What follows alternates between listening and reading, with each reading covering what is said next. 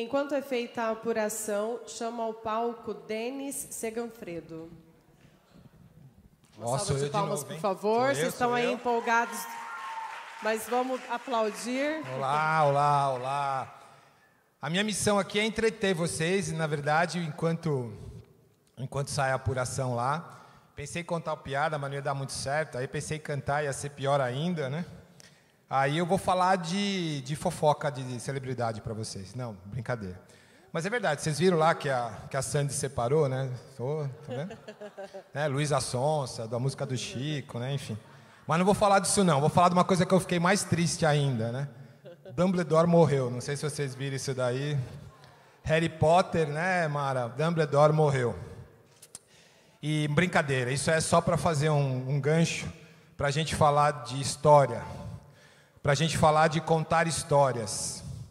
Eu falei sobre isso, e esse é um conteúdo bem interessante, então é um conteúdo até sério.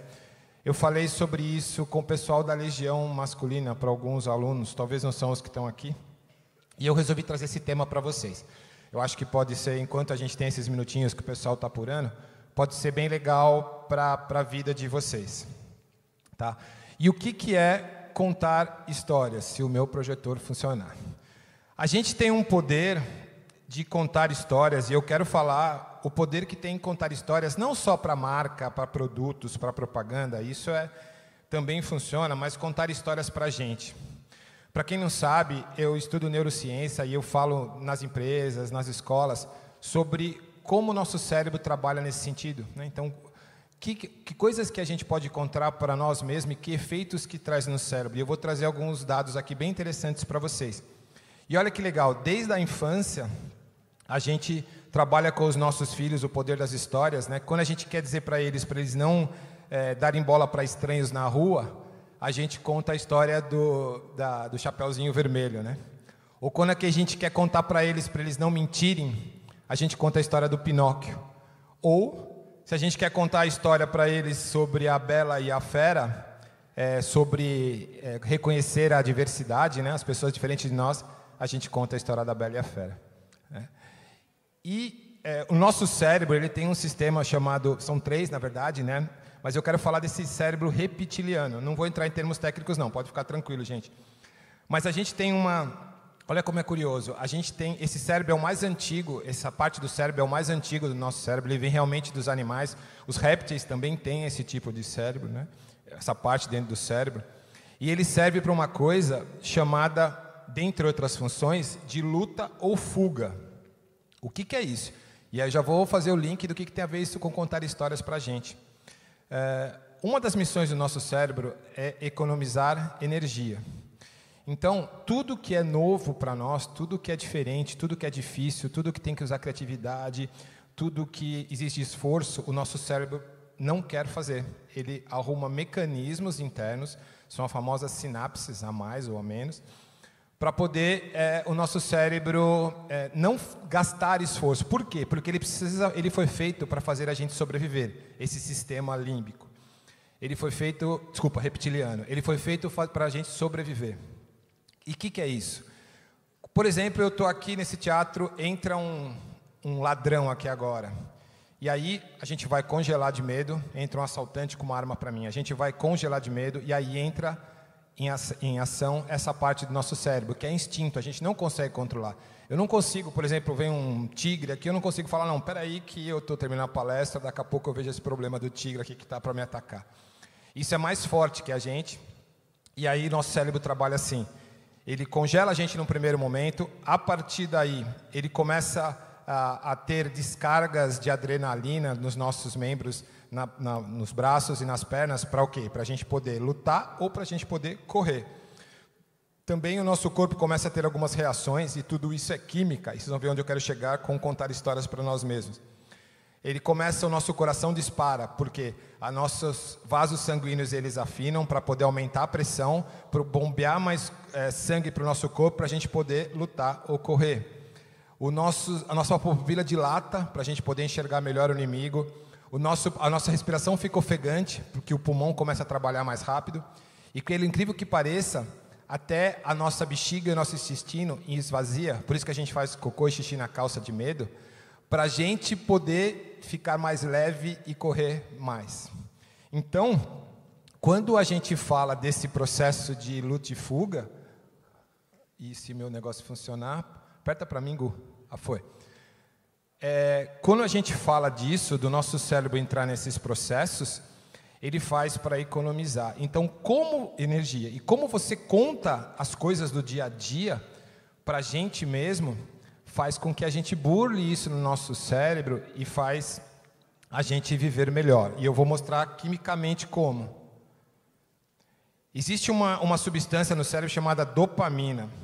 Ela, com a neurociência agora, ela é conhecida como a química do autocontrole. É o que faz a gente acordar de manhã cedo e querer ir trabalhar, porque a gente quer dar uma vida melhor para a nossa família, ou porque a gente quer comprar um carro novo, por exemplo. Ou comprar uma bicicleta nova, no caso aí de alguns. Essa é uma química que tem dentro do nosso corpo. Até um tempo atrás, os neurocientistas achavam que isso ficava no nosso cérebro, é um neurotransmissor, mas não é verdade, ele se espalha pelo nosso corpo todo. Todas as células do nosso corpo, elas têm terminações nervosas que elas recebem esses estímulos. E não é só dopamina, tem vários outros neurotransmissores que transmitem raiva, tristeza, alegria e por aí vai. A dopamina especificamente, ela espalha pelo nosso corpo e o lugar que tem mais terminações nervosas, mais células que consegue captar essas emoções é o nosso cérebro, obviamente. Em segundo lugar, o lugar que tem mais emoções, que mais células que captam essas emoções que a gente sente, essa química, porque isso é uma química, isso não isso é físico, né? Isso não é irreal. É o nosso células imunológicas. E aqui que é o grande ponto. Para quem não sabe, as células imunológicas são aquelas que combatem as doenças, dentre outras coisas, no nosso corpo. Então, se a gente envenena o nosso cérebro com informações tristes, com notícias ruins, com programas sensacionalistas, isso tem um estudo que é equivalente, 5 minutos de pensamentos ruins, de visões ruins, equivale a 5 horas de trabalho ruim das nossas células imunológicas. Isso é químico, isso é físico. Então, significa que o que a gente está absorvendo do mundo, o que a gente está falando para nós mesmos, pode envenenar a gente. E é o que a gente sente na prática. Olha que interessante esse quadro. Isso é um mapa de calor, igual aquele que tem nos aeroportos. E aí eles fizeram um estudo, eu não vou passar todos não, eles fizeram um estudo das sensações e tiraram um raio-x com esse mapa de calor. O que está amarelinho e vermelho são mais ações naquela região. E o que está azulzinho, né, verdinho e tal, são menos ações. Então, se vocês pegarem, por exemplo, o amor, a felicidade, quase o nosso corpo todo está tomado de amarelo, de vermelho, né? No amor, por exemplo, as pernas não estão coloridas, porque a gente não quer fugir, a gente não quer correr, né? Basicamente, a região do coração é o que mais está amarela, né? Ou seja, é onde tem mais reação, onde tem mais ação. Se você pegar, por exemplo, nojo, olha que interessante. A área que está mais amarela é a área da garganta, né? A gente sente o nojo na garganta, né? Quando a gente vê uma coisa que nos enoja, né? Vergonha. Olha que interessante a vergonha. O lugar que está mais amarelo são as bochechas, né? Por isso que a gente sente a vergonha na bochecha. Então, as emoções e sentimentos causam reações físicas na gente. E tem uma coisa, quando a gente conta uma história, isso são dois cérebros de duas pessoas, que uma está contando uma história para a outra.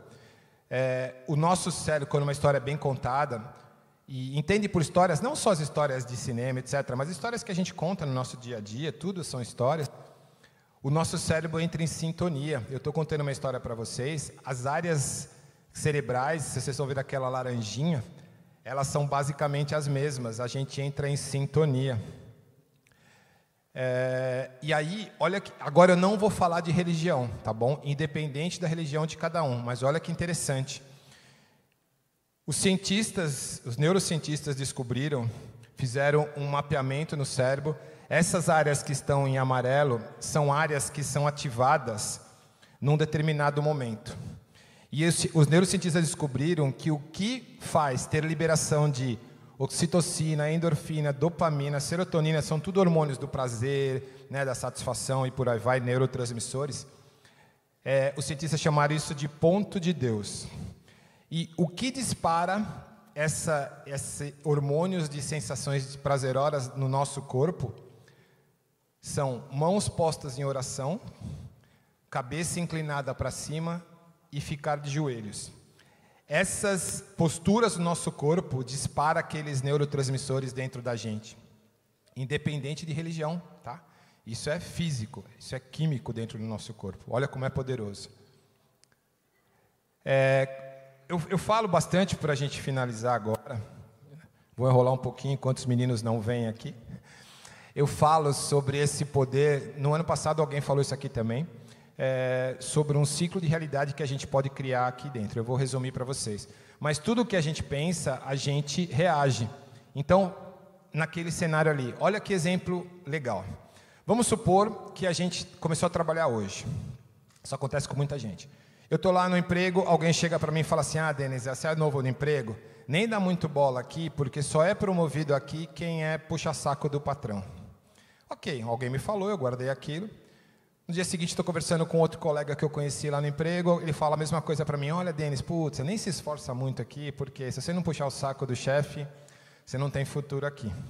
Enfim, quarta pessoa fala para mim, o que acontece com a gente vai colocar aquilo na cabeça. Realmente, se 4 pessoas falaram para mim, então, no mundo que eu vejo, eu crio dentro do meu cérebro, ok? Isso é fato, todo mundo trabalha com isso.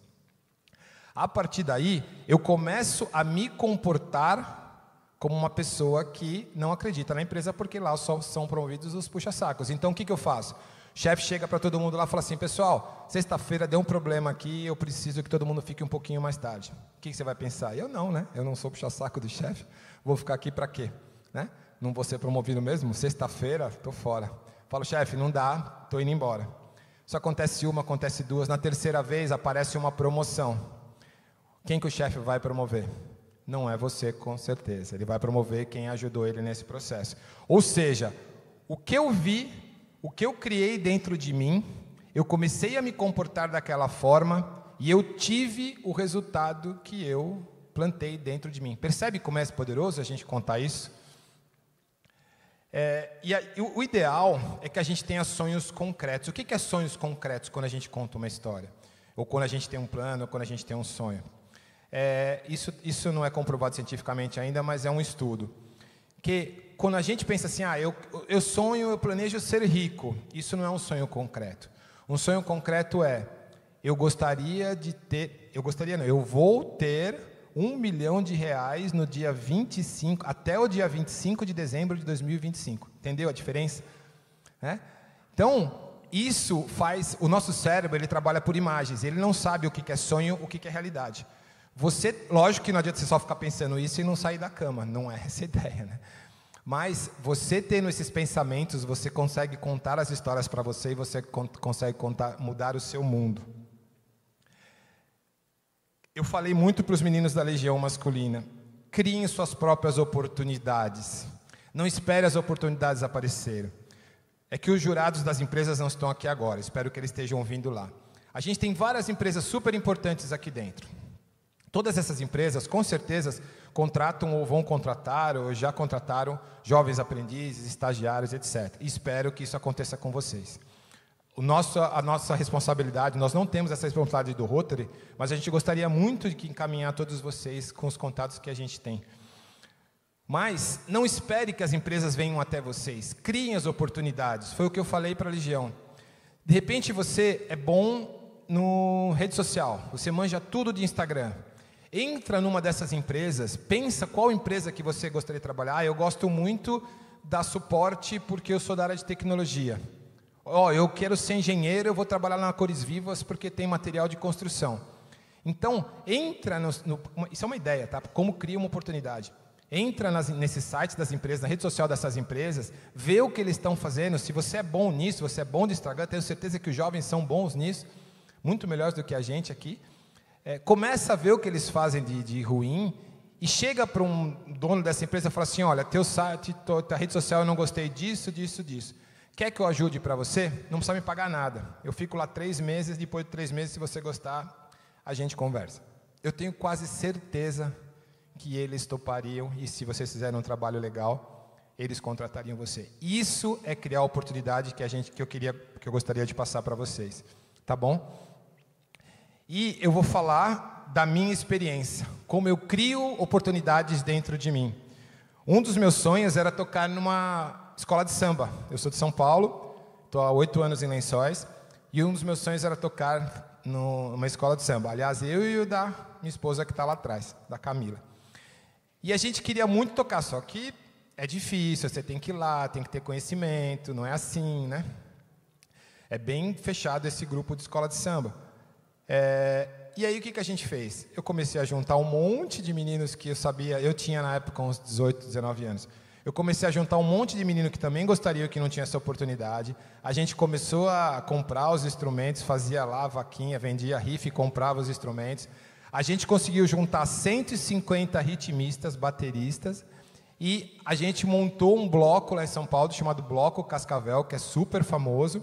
Na verdade, não fui um dos fundadores, mas eu participei com eles lá. E eu realizei o meu sonho de tocar uma bateria.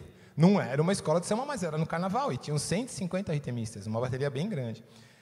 Percebe como é criar oportunidade? O meu sonho é palestrar para mais de 1000 pessoas. Eu estou quase, né? Aqui deve ter quase 600 pessoas. Então, eu forcei essa oportunidade de estar aqui com vocês, falando um conteúdo do que eu gosto, que era um dos sonhos que eu gostaria. Então, criem os seus próprios eventos para poder vocês falarem nos eventos de vocês, se vocês tiverem esses sonhos. É isso que é criar oportunidade. Para finalizar, pena que a Roberta não está aqui, mas depois ela vai ver essa gravação. Roberta é do TED. E eu brinquei com as meninas, eu acho, da Legião Feminina ou de alguém lá nas mentorias, que eu ia falar isso aqui. Um dos meus sonhos é palestrar no TED. Não sei quem conhece, quem não conhece, depois dá um Google aí. A Roberta, que está aqui no jurado, ela está trazendo para Lençóis Paulistas em março, se eu não me engano, do ano que vem, fevereiro do ano que vem, ela vai anunciar, esse evento do TED, que são palestras que começou nos Estados Unidos, mas incríveis, incríveis, incríveis. Bill Gates, palestra e por aí vai. E ela está trazendo uma versão aqui para Lençóis. Então eu brinquei que eu falei, eu vou criar a oportunidade de eu palestrar no TED. E aí eu ia falar aqui, que um dos meus sonhos agora é palestrar no TED, e eu ia falar para a Roberta, fica a dica aí e tal, estamos aí e tal, não sei o que, se precisar. Só que ela não está aqui, ela foi lá para trás, mas está tudo certo. E para finalizar, não desistam do projeto de vocês. Não só o projeto que vocês apresentaram aqui, como o projeto de vida de vocês. É muito importante que a gente não desista. O nosso cérebro, de novo, falando um pouquinho de ciência, quando você persiste, vide o exemplo da academia de ginástica, quando você persiste, ele vai criando novas sinapses, que fala, novos contatos neurais dentro da nossa cabeça, que ele vai aprendendo caminhos e vai acostumando com aquilo. Então, por isso que com um certo tempo aquilo se torna um hábito. No começo dói, do começo ele não quer, do começo vai vir uma vozinha para falar para você, pare de fazer aquilo, que não vai dar em nada, que você nasceu pobre, que você já está velho, que você é jovem, que você não tem conhecimento, que você já está velho e não consegue. Tudo são recursos que o nosso cérebro tem e ele vai falando para a gente porque ele não quer gastar energia. E o que a gente tem que fazer? Não desistir. É que nem academia. No começo dói, no primeiro mês dói, no terceiro mês dói, mas se você persistir, eu tenho certeza que isso melhora. Tá bom? Era isso que eu tinha para contar para vocês. Muito obrigado, Mara. Valeu.